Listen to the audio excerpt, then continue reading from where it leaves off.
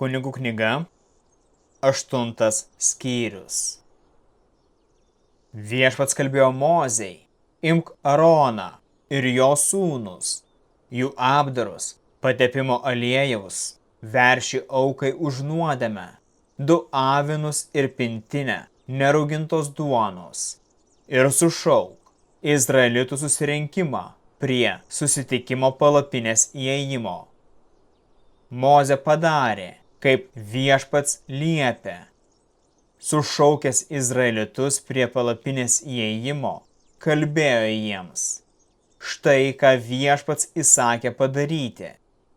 Mozė, pašaukęs Aroną bei jo sūnus, apiplovė juos vandeniu, apvilko Aroną drobine tunika, apjuosė juostą, aprengė mėlyną tuniką, uždėjo efodą ir sujuosė jį efodo juostą, kad efodas laikytųsi ant jo.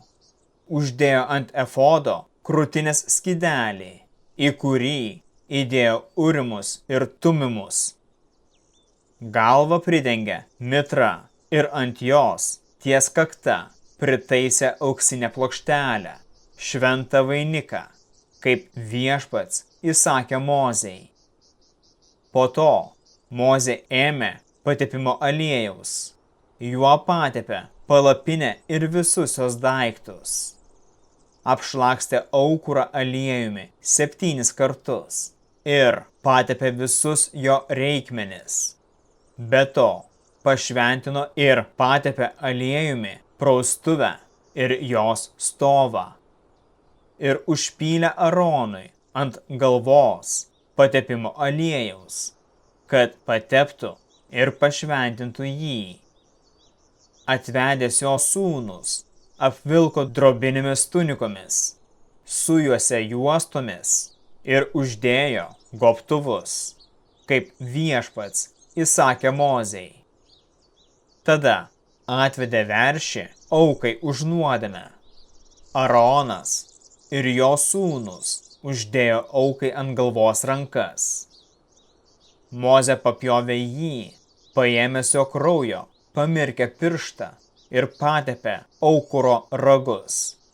Apvalęs ir pašventinęs aukurą, išpylė likusi kraują jo papėdėje, vidurių taukus, kepenų tinklelį ir abu inkstus su jų taukais sudegino ant aukuro, o veršio odą, mėsą ir mėšlus sudegino už stovyklos, kaip Viešpats įsakė Mozei. Mozė atvedė aviną deginamai aukai. Aronas ir jo sūnus uždėjo jam ant galvos rankas.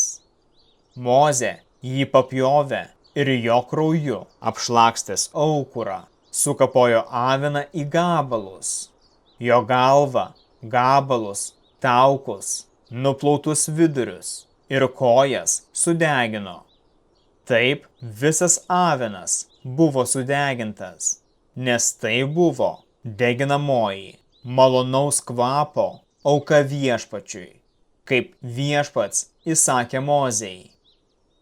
Paskui aukojo antrą aviną, įšventinimo aviną. Aronas ir jo sūnus uždėjo ant jo galvos rankas, o Mozė jį papjovė. Jis jo krauju patepė dešinę Arono ausį, dešinės rankos ir dešinės kojos nykštį. Tada jis liepė prieiti ir Arono sūnums. Patepęs papjautojo avino krauju kiekvieno jų dešinę ausį, dešinės rankos ir kojos nykščius, likusi kraują šlakstė aplink aukurą. Taukus, uodegą, abu inkstus su taukais ir vidurių taukus, kepenų tinklelį ir dešinį petį atskyrė. Iš neraugintos duonos pintinės, pastatytos Viešpaties akivaizdoje, ėmė neraugintos duonos, aliejumi apšlakstytą paplotį bei ragaišį, padėjo ant taukų ir avino dešiniojo peties ir viską padavė Aronui ir jo sūnums. Jie visą tai pasiūbavę Viešpaties akivaizdoje grąžino Mozei, kuris tai sudegino ant deginamųjų aukų aukuro. Tai buvo įšventinimo auka, kad būtų malonus aukos kvapas Viešpačiui. Mozė, pasiūbavęs avino krūtinę, kaip įšventinimo auką Viešpaties akivaizdoje, pasiėmė ją kaip jam Viešpaties skirtą aukos dalį. Mozė, paėmęs patepimo aliejaus ir buvusio ant aukuro kraujo, šlakstė Arono ir jo sūnų apdarus, taip pašventindamas Aroną, jo drabužius, jo sūnus ir sūnų drabužius.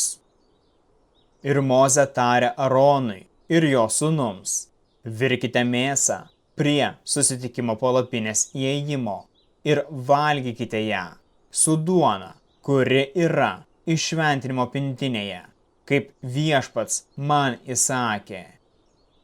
Tai, kas liks nesuvalgyta, sudeginkite. Nuo palapinės įėjimo nesitraukite 7 dienas, kol pasibaigs jūsų pašventinimo laikas, nes jūs turite būti šventinami 7 dienas. Tai, kas buvo padaryta šiandien, Viešpats įsakė atlikti jūsų sutaikinimui.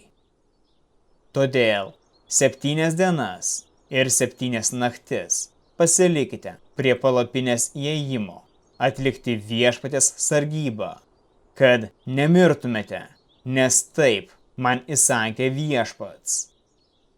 Aronas ir jo sūnus darė visą, ką Viešpats įsakė Mozei.